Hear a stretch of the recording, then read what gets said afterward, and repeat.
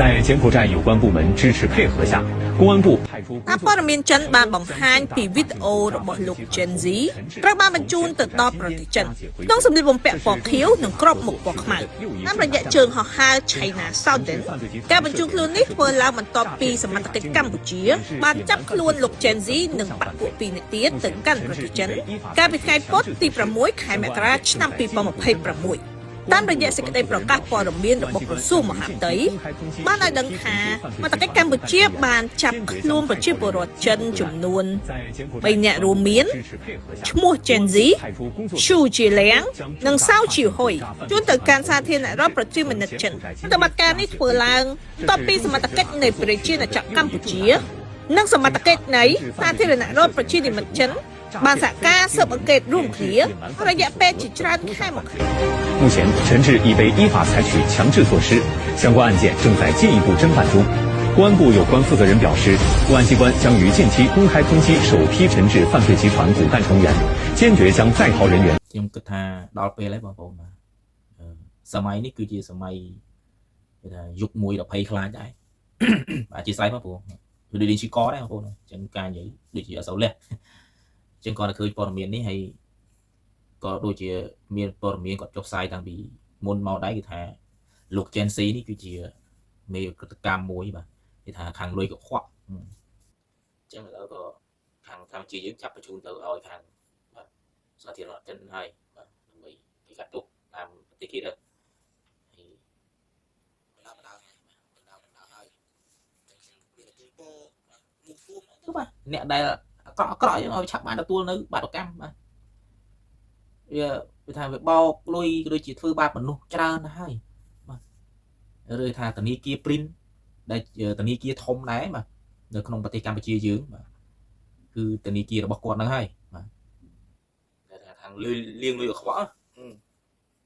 ឥឡូវហ្នឹងចាប់ហើយតាមនឹងធនាគារហ្នឹងបែបណាទៀតគឺអត់ទាន់ដឹងទេបាទពីហ្នឹងគេថាផលតាមស្នងហើយបាទគឺយើងត្រូវតែទទួលយកការពិតយើងធ្វើអីគឺបានហ្នឹងវាអត់យូរអត់ឆាប់ទេហើយខ្ញុំសង្ឃឹមថាអ្នកដែលចិត្តអាក្រក់បាទអ្នកដែលធ្វើបាបទុកបុកម្នេញដល់ប្រជាជនអីហ្នឹងគឺឆាប់ទទួលបានផលកម្មដូចគ្នាពីព្រោះយកសម័យនេះគឺវាលឿនរហ័សដែរបាទអីក៏ដឹងរហ័សអត់មានរងរស់នៅស្រួលរហូតទេជីវិតមនុស្សម្នាក់បើយើងធ្វើល្អគឺបានវិញគឺវាតបផ្សាគាត់រស់នៅសុខសាន្តតែបើយើងធ្វើអត់គឺវាតាមហ្នឹងបាទយើងធ្វើអីមួយវាភ័យខ្លួនបាទភ័យខ្លួនថាយើងគុំមានថ្ងៃមួយដែលយើងទៅជាប់ជុំហ្នឹងអញ្ចឹងការធ្វើអាក្រក់វាបានតែមកឆាវមកប្រាវបាទធ្វើឲ្យគេមិនសុខចិត្តក៏ដូចជាធ្វើឲ្យគេកាត់ទុកដោយសារតែយើងគឺអត់នៅយូរទេហើយមិនដឹងថាពេលដែលគេចាប់ទៅដល់ចិននេះហើយខាងគេនឹងគេដាក់ទោសយ៉ាងម៉េចឬក៏យ៉ាងម៉េចគឺអត់ទាន់ដឹងទេបាទយើងកំពុងតែដាំដានអស់គ្នានៅមានច្រើនទៀតបាទនៅមានច្រើនទៀតអ្នកដែលឆោបបោកបាទប្រជាពលរដ្ឋខ្មែរនៅក្នុងប្រទេសកម្ពុជាគឺនៅមានច្រើនទៀតបាទហើយមួយទៀតអ្នកដែលចូលចិត្តជីបស៊ីបាទធ្វើស៊ីមនុស្ស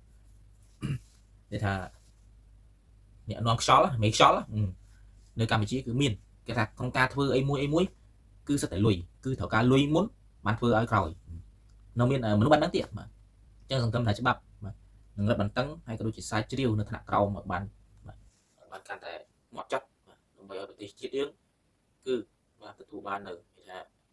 ភាពទំនុកចិត្តបាទរស់នៅដោយសុខសាន្តបាទកុំឲ្យមានការភ័យព្រួយបារម្ភឬក៏ពេលដែលប្រជាពលរដ្ឋយើងប្រជាជនយើងទៅឆ្លងកាត់អីមួយឬក៏ទៅធ្វើអីមួយកុំឲ្យគេថាងាកទៅលុយពេកបាទគេបើថារឿងខ្លះហ្នឹងជារឿងលុយ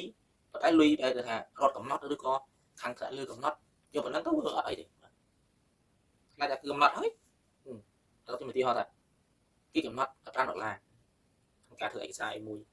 ដល់ពេលអ្នកដែលធ្វើគេមិនឲ្យ$5ទៅគេមើលថាមើលមុខមិនញិនគេធ្វើពើអាហ្នឹងក៏វាអត់គេថាទាលឿនហ្នឹងទៀតអាហ្នឹងវាមានចូលលក្ខណៈថាតាមក្របខ័ណ្ឌក៏ដូចជាតាមការព្រមព្រៀងរបស់ថ្នាក់លើគេដាក់មកទេអានេះគេថាតែគីបស៊ីអញ្ចឹងអានេះគឺពួកលួយខ្លាំងមែនទេអញ្ចឹងមេខ្លោងធំបាទ យើងសម័យគេចូលចិត្តអ្នកដែលចូលចិត្តលៀងលុយកខ្វក់ឥឡូវហ្នឹងគឺបានសម្រេចហើយសង្ឃឹមថាកូនក្តាត់កូនក្អមអីបាទនៅក្រោមអីបើនៅខ្លួនឯងកែខ្លួនហើយទៅបាទគេថាកុំយកលុយដែលស្មោកគ្រូបយកមកដាក់ក្នុងខ្លួនច្រើនពេកបាទតែយកលុយបែបហ្នឹងមកដាក់ខ្លួនច្រើនពេកគឺយើងអនាគតទៅរស់នៅមិនសុខទេជួនកាលខ្លះបានចាយលុយបាទអាលុយកខ្វក់ហ្នឹងទៀតគេយើងប្រឹងតែប្រមូលប្រឹងតែរយមកទុកពីផលទុកពីច្រើនពេកដល់ពេលគេមានរឿងមានទុកអីមួយផាត់ទុកពងមកលុយហ្នឹងគេផ្គប់ទុកខ្ញុំអាចចាយ100ហើយប្រឹងទៅហើយប្រឹងកាត់គេងទៅប្រឹងទៅប្រយ័ត្នបាទមកសំរុំបាទមកស៊ីចាយអីឲ្យវាសំរុំនឹងសមត្ថភាពមិនកាពះរបស់យើងទៅរកប្រមាណឬក៏រកបានច្រើនហើយយើងប្រឹងស៊ីរកបានប៉ុណ្ណឹងទៅកុំបាច់លុបលុនទៅវាអត់សូវជាបញ្ហាហ្នឹងបងប្អូនបាទមិនណាស់តែមិនស្កប់បាទមនុស្សដែលមិនស្កប់ស្កល់មានថាមាន100ហើយចាំបាន200មាន10000ហើយចាំបាន20000អាហ្នឹងគឺថាមនុស្សមិនស្កប់ស្កល់គឺពិបាកនឹងរាប់រកនឹងពិបាកនិយាយរកមែនទេប្រជាជនខ្មែរគឺគាត់មានចិត្តស្លូតត្រង់ណាស់អញ្ចឹងគឺគាត់ចង់ជួបនៅអ្វីថាល្អហើយមនុស្សបែបនេះមករស់នៅក្នុងស្រុកតែមួយហើយមកធ្វើចេញមកបែបហ្នឹងគឺវាធ្វើឲ្យសង្គមរួចធ្វើប្រទេសហ្នឹងគេមើលពីក្រៅមកវាថាអត់ល្អមើលពីក្រៅថាប្រទេសហ្នឹងគឺជាប្រទេសដែលថាក្របសិតតែមនុស្សអត់ល្អអញ្ចឹងយើងគួរតែចង់កាត់ចោលអស់ស្ដារចោលមករឿងល្បែងអនឡាញហ្នឹងគឺអ្នកដែលចូលចិត្តចង់ថាចង់ការប្រាក់អីបាទចោលដូចចង់កប្រជាជនអីគឺគួរតែលៀងបាទគួរតែដើរបោះសម្អាតលៀងចោលមកបាទកុំឲ្យប៉ះពាល់ដល់ប្រជាជនយើងនៅពេលក្រោយទៀតអានេះអ្វីដែលតាមខ្ញុំឃើញបងប្អូនមានច្រើនសំដីដែលខ្ញុំក៏ធ្លាប់ជួបដែរបាទហើយគេឲ្យប៉ុណ្ណេះហើយមិនព្រមហ្នឹងប៉ុណ្ណឹងក៏ខ្លាចទឹកបិចស្អីមិនគ្រាន់ផងបាទហើយសុំខ្លាចមួយទៀតគឺសុំខ្លាចឲ្យរឿងតែគេខ្លាចទឹកបិចបងឯងបិចពូឯងហ្នឹងតម្លៃប្រហែលលានស្អីមកខ្វាច់ចញេមកខ្វាច់50 60 100មកលឹកអី2លឹកអីចឹងទៅអើយបាទអញ្ចឹងខ្ញុំមិនដឹងថានៅកម្ពុជាសម្បូរដោយមនុស្សបែបហ្នឹងគឺមានប្រហែលអ្នកបាទតែថាយកអាខ្លាយទឹកបិចហ្នឹងវាជាធំណាអត់មានគិតថាជាទូនាទីទេបាទគឺគិតថារឿងខ្លាយទឹកបិចគឺគិតថារឿងលុយក្រំទឹកជាធំតែម្ដងនេះមានបងប្អូនច្រើនណាស់តែយើងមិនបង្ក្រាបហើយយើងមិនអប់រំណែនាំទេគឺចាប់អានេះគឺថាពេលខ្លះបើមិនផ្ទុះសម័យខ្លួននឹងមិនចេញមកគឺអត់ដឹងជួនកាលដឹងហើយតែអត់អត់បាត់ការក្រាបអញ្ចឹងវាពិបាកដល់ពេលមានថាមិនសុខចិត្តឬក៏ទិសទាល់គ្នាបានចេញមកខ្លួនឯងអាហ្នឹងអូនៅនេះយោហ្នឹងវាអញ្ចឹងហើយពិបាកមែនតើចឹងសង្ឃឹមថាយុគសម័យថ្មីយើងនេះបាទឆ្នាំថ្មីយើងនេះបាទអ្នកដែលធ្វើអាក្រក់នឹងទទួលបាននៅអាក្រក់មកឆាប់បាទអញ្ចឹងហើយមួយទៀតគឺប្រទេសកម្ពុជាគឺឆ្នាំថ្មីនេះគឺសង្ឃឹមថានឹងបានរួចផុតបាទពីទុកព្រួយទាំងឡាយទាំងពួងហើយរឿងព្រំដែនព្រំអីក៏អត់ទាន់ចប់តែដែរបាទកំពុងតែនៅសពច្រើនណាស់បងប្អូនបាទអញ្ចឹងថ្ងៃនេះគឺខ្ញុំគាត់គឺព័ត៌មាននេះគឺសប្បាយចិត្តដែរបាទគេថាពេញមេខ្លោមួយក៏ធំចេញទៅបាត់ហើយបាទអញ្ចឹងប្រទេសកម្ពុជាយើងគឺចាប់ផ្ដើមដូចជាអ្នកតូចតាចអីដូចភ័យខ្លួនដែរបាទភ័យខ្លួនដែរត្រៀម